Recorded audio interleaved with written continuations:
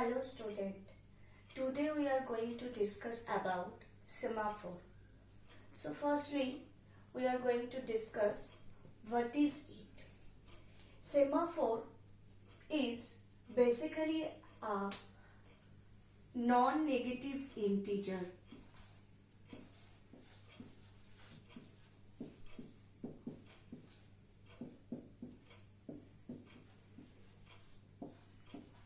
So the first thing about semaphore, we need to remember what it is an integer and its value never can be negative. It is a non-negative integer. Now the second thing is what? We are going to use this semaphore as a process synchronization tool. So basically it is what? A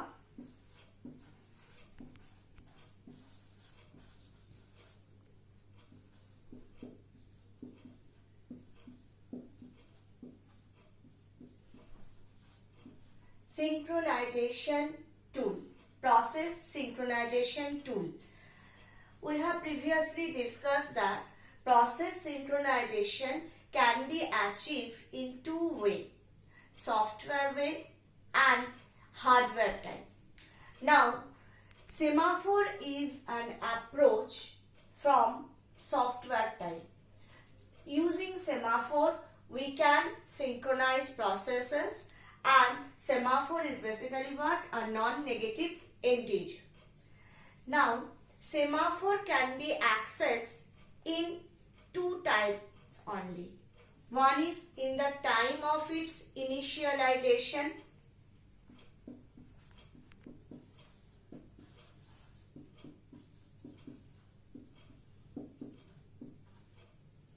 and by the two operations which is defined is wait and signal operation.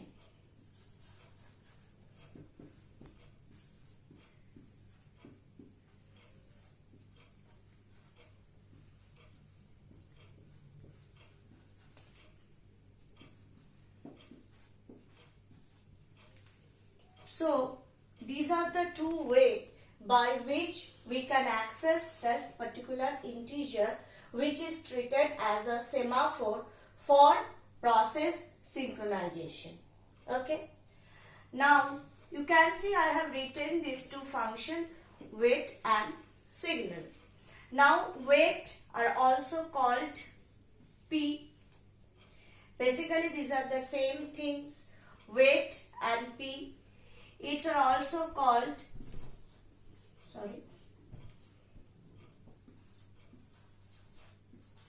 down. So wait, P, down, these are all basically synonyms. In some books it is written as wait, in some books it is written as P, in some book it is written as down. The meaning is same. Okay. Now for signal, the synonyms for signals are basically V, up, etc. etc. So whenever we are going to use wait, we need to use signal. If I use P, we are going to use after that V. If I use down, we are going to use after that up. All are means same. In different books, it is written. In some books, maybe it is written as wait function. In some books, it is written as P operation, but the meaning is same. Now, in this example, in this discussion, we are going to refer it as wait and signal. So, these are the four common things that we need to remember before discussing anything about semaphore. So, I am just repeat once again. It is a non-negative integer. Its value cannot be negative in any case. It is used as a synchronization tool. It can access only at two times, in the time of its initialization and in that by the two operations.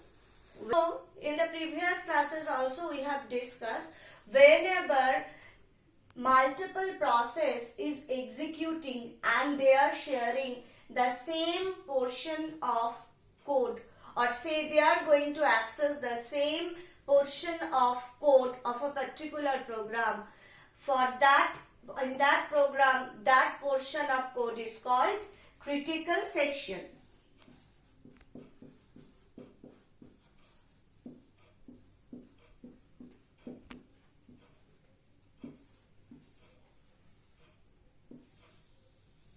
And in that case, a problem can be arise which is called race condition if the proper synchronization is not made between those processes. So, we need to prevent it. We need to prevent it to arise that kind of condition.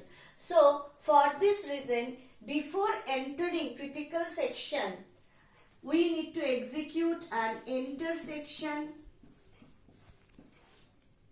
or entry section code,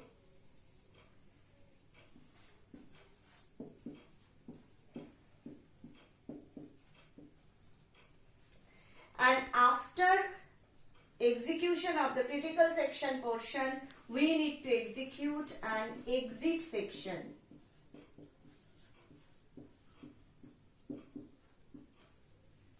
Code. So, basically, whenever a process wants to enter in the critical section, then the process firstly need to execute this entry section, and after that, entry section, if it successfully execute this entry section code, then only it can enter to the critical section. And after execution of the critical section code, it need to execute the exit section. Okay. So this entry section is basically this wait code, wait from operations code, and exit section is basically referred to this signal operation. Now, what is this S? S is basically the semaphore for a particular critical section. So you can see this is a very simple block of code. For wait function, we are doing what? Firstly, we are checking that while the value of S is less than equals to 0 or not. If it is satisfied, that means E condition satisfied. That means if the value is less than equals to 0, then basically this code is going to block there. Until the value of S is satisfying this condition, that is S is less than equals to 0, this portion of code is going to be in a blocked state. If this condition is not satisfied, that means the value of S is not less than equals to 0, it is greater than 0. Then we are doing what? Then we are actually making a decrement. S minus minus. This is for wait, and for signal only a small thing we are doing. We are just incrementing the value of S. Now I am going to demonstrate that how with this small block of code we can implement synchronization. Okay. Suppose we have a process P0. Okay. Suppose P0 wants to enter in the critical section. So, before entering in the critical section, it's have to execute this entry section. That means it need to execute this wait function. So,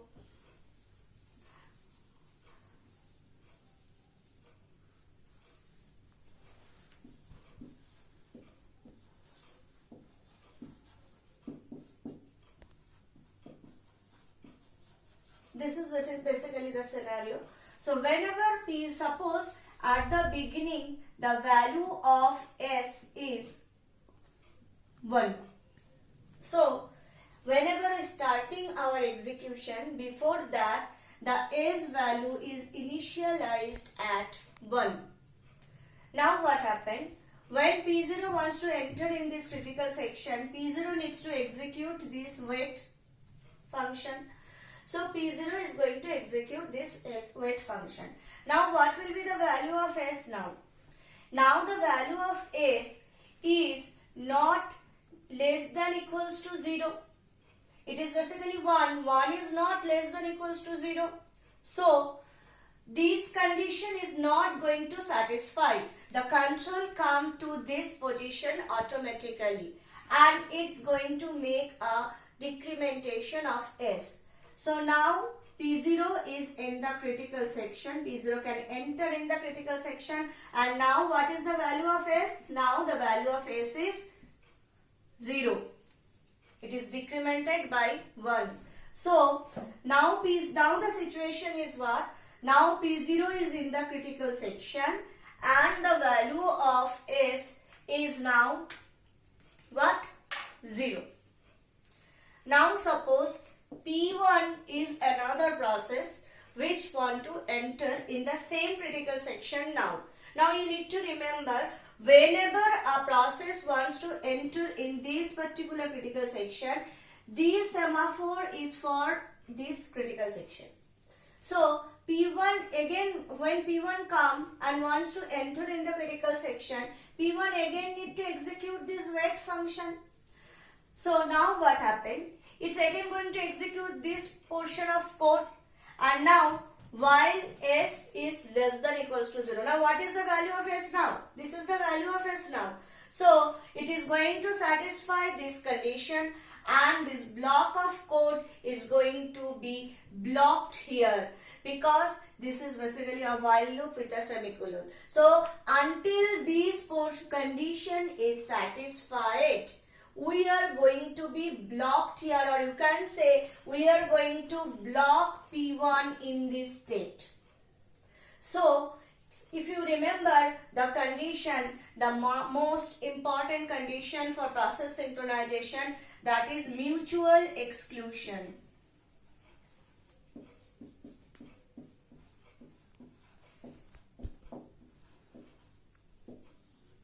So in this way, we can implement mutual exclusion very nicely with the help of semaphore. Here, the value of S is assigned at 1. So when a process enters in the critical section, the value becomes 0. And until the process go out from the critical section, no other process can enter.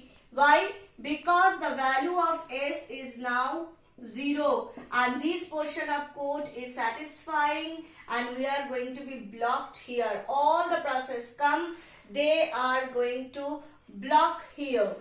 So at a time in critical section, we can have only one process, that is P0. Now suppose P0 completes its execution and it is going to out from the critical section. Now what you need to do, you need to execute this signal portion. So P0 is going to execute this signal. So what is the block of code for signal? S++. So when P0 is come out from the critical section, now P0 is not in the critical section. So it is come in this portion and it is going to execute S++, that is the exit section. So exit code. So now when the P0 have implemented this S++, now what is the value of S now? Now again it's become what? S equals to 1. And then if P1 check, for this while loop the condition is not satisfied, because now the value of P0, value of S is now S equals to 1. So now P1 can enter in the critical section. So in this way, the mutual exclusion property, that is at a time only one process can execute in the critical section, can be implemented by semaphore very simply with this simple block of code. Okay, and you can see when a process wants to enter in the critical section, the process is executing wait. Whenever a process is executing wait, If a process is already in the critical section, the process is going to block in that section. Now suppose after P1 another process come, P2 in this scenario. So in this way all the process come, they are going to block and they are going to make a queue. And after that, whenever this signal is executed, when P0 go out, then P1 is going to enter. That means this queue is not a never-ending queue. It is not an infinite queue. It is a finite queue. So all the processes who are waiting to enter in the critical section, using this way, they can enter after some time, one by one. And another thing, whenever a process completes its execution in the critical section, after that the process bound to execute this signal, and whenever the process bound to execute this signal, automatically the value of S is going to be increased. So what happened? After that, after P0, you can see after P0, P1 can entry, because the value of S is going to be incremented. And because the value of S is going to be incremented, the condition of while loop is not satisfied, and for this reason only another process can entry. So the condition progress. So all the condition that at a time one process, that is basically the mutual exclusion, at a time one process can be in the critical section. Now the second one is the finite waiting.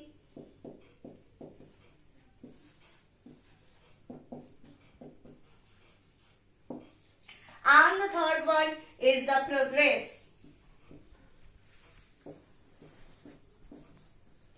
All these three conditions are satisfied by this example. So this is how, by using semaphore, how can we implement this mutual exclusion with these two conditions. Okay.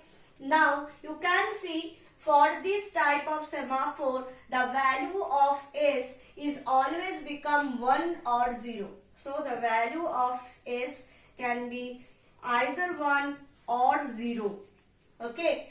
Because it cannot go negative, and always one process is entering in the system, so it can be 1 or 0. So for this reason, this semaphore is called binary semaphore.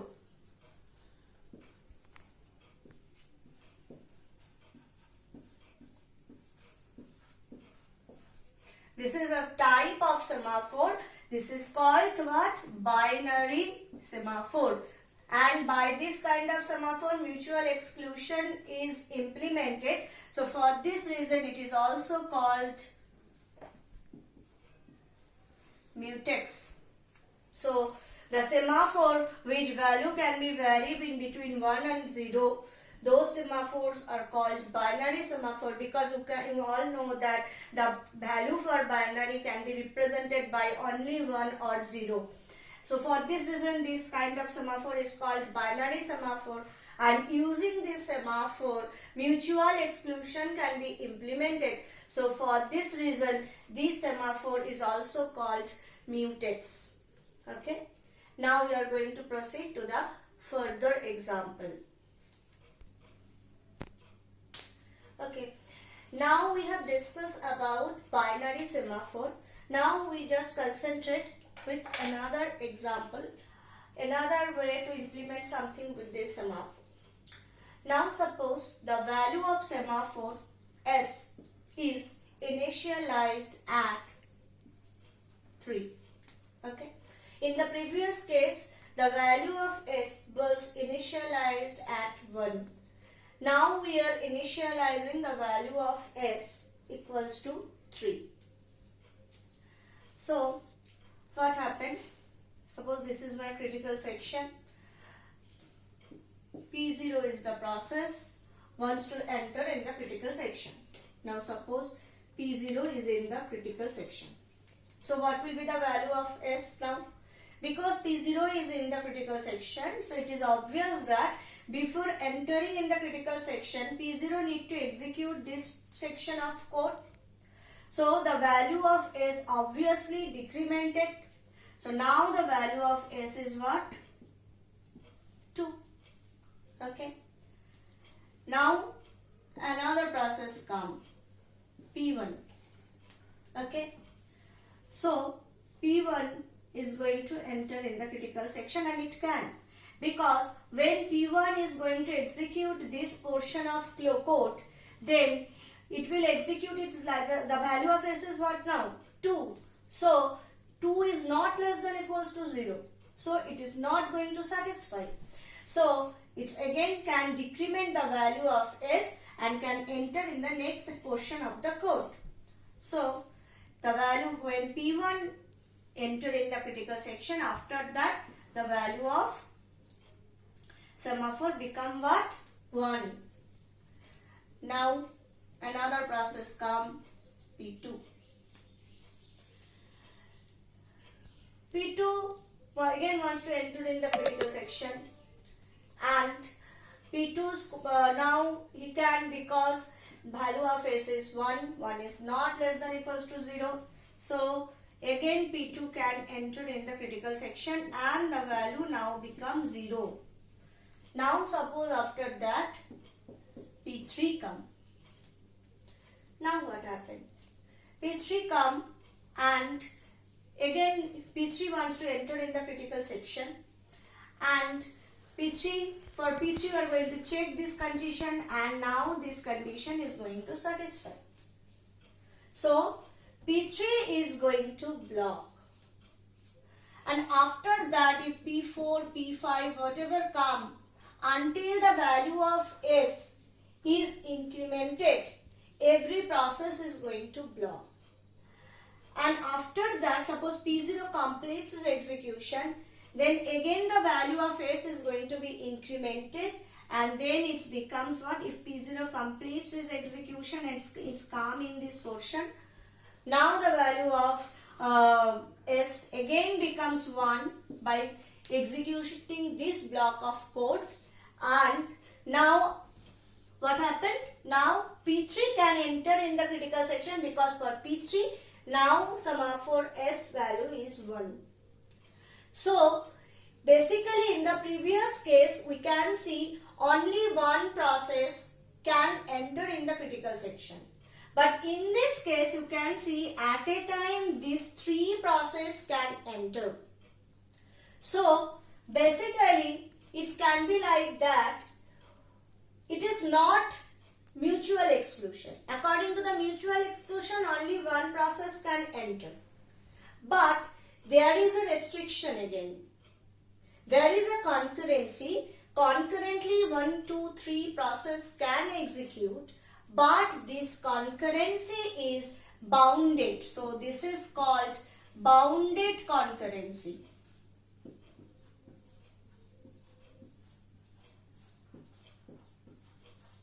Why it is bounded? It is bounded because at a time max to max only 3 processes can execute, and this is why, because initially the value of semaphore was initialized at 3.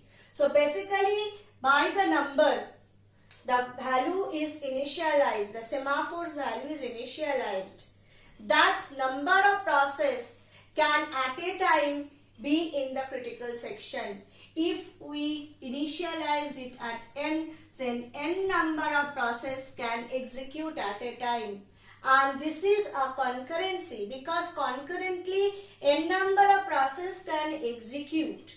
So, but this concurrency is bounded, that only n number of process can execute. At most n number of process can execute.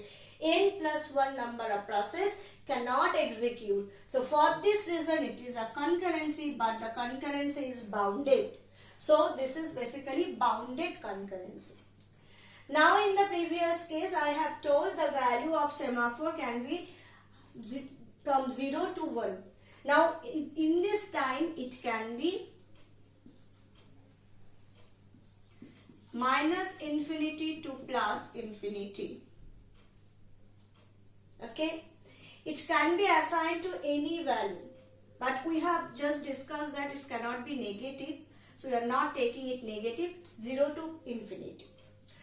So it is depends. Basically, if you think about a real life example, suppose in your system you have one printer, and printer is a resource which is by nature mutual exclusive, because at a time only one page can be printed, or one program, one process can execute this printing operation. It is not a shareable resource. So if we have only one printer, then we can think about mutual exclusion. But suppose we have 3 printer. So at a time 3 process can execute this printing. So we should go for bounded concurrency. And the semaphore which is implementing this bounded concurrency, that is called counting semaphore.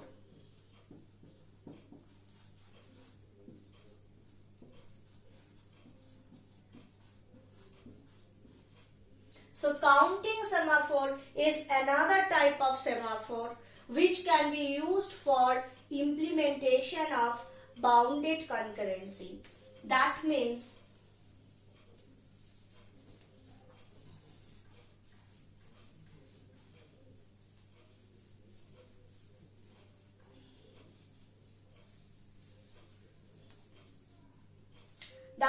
basically we have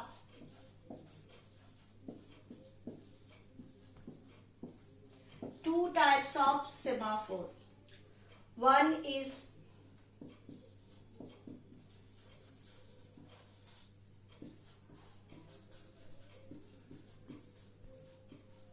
binary semaphore, another one is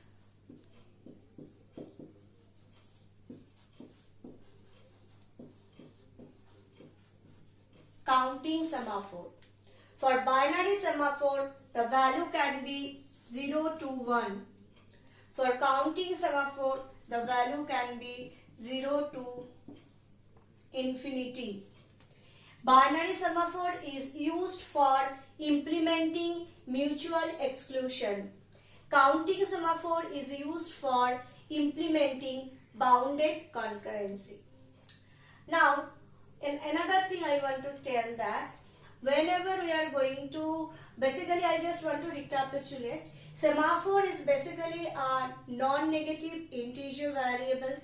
It can be of two types, binary semaphore and counting semaphore. These are all going to use in process synchronization. This is basically a process synchronization tool, and you can see binary semaphore value can be only between 0 to 1. Counting semaphore value can be up to 0 to infinity.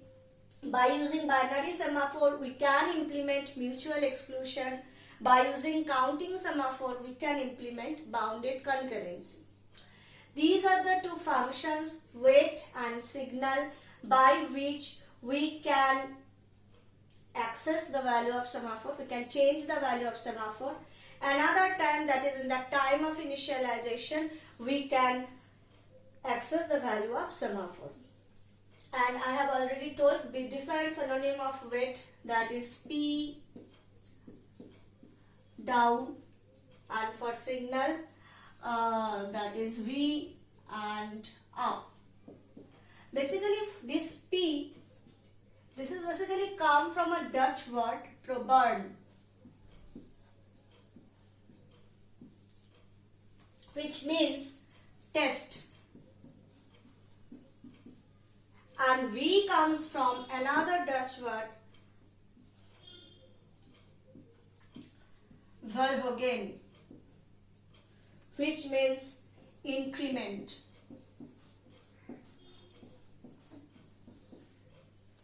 So these are the all things we have discussed about semaphore. Now I am going to do a small piece of problem that can be solved. I just want to show a small piece of problem that is going to come in very frequently come in different competitive exams. So I am going to solve this using semaphore. Now you can see these are some value is given. So suppose when we are starting our problem, at that time the value of S is 17. 5P means we have performed 5 P operation, that means 5 wait operation.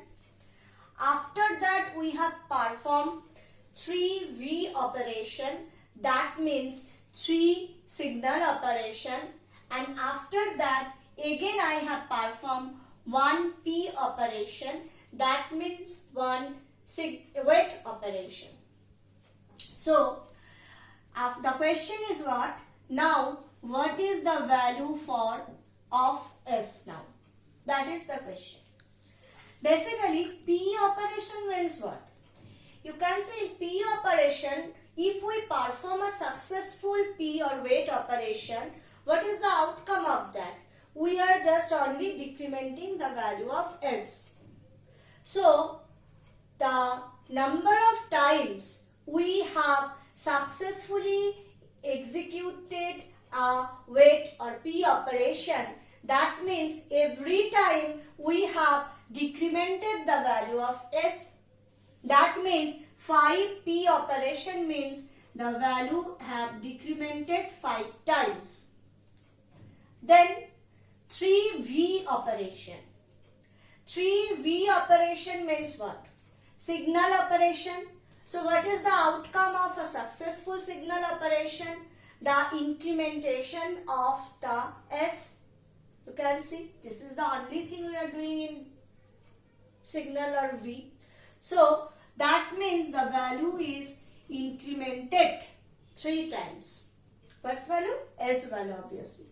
And then again we have performed a P operation. So obviously the value is decremented by 1. Okay. So the value is initially was 17. Firstly it is decremented by 5. Then plus 3. Then minus 1. That will be our answer. So basically it is 5 and 1, that means total 6 minus 6. So it is like this, 17 plus 3 minus 6, that means 20 minus 6, that means 14 will be the value of semaphore now. So after performing 5 P operation, 3 V operation and 1 P operation, the value of S is now what? 14. So you can see the things are very simple. You can very easily do that. You need to remember that whenever you have a P or wait or down, you are only decrementing the value of S. That means the semaphore. And whenever you have a V, you are only incrementing the value of S. You need to remember only these things. So you don't need to bother about the code. You don't need to bother about anything. Only you need to remember that wait or P means decrementation and V or signal means incrementation. Okay. So in this way very easily you can solve this kind of problem. Okay, so these are the things that I want to discuss about semaphore. So hope you have all understood. So thank you.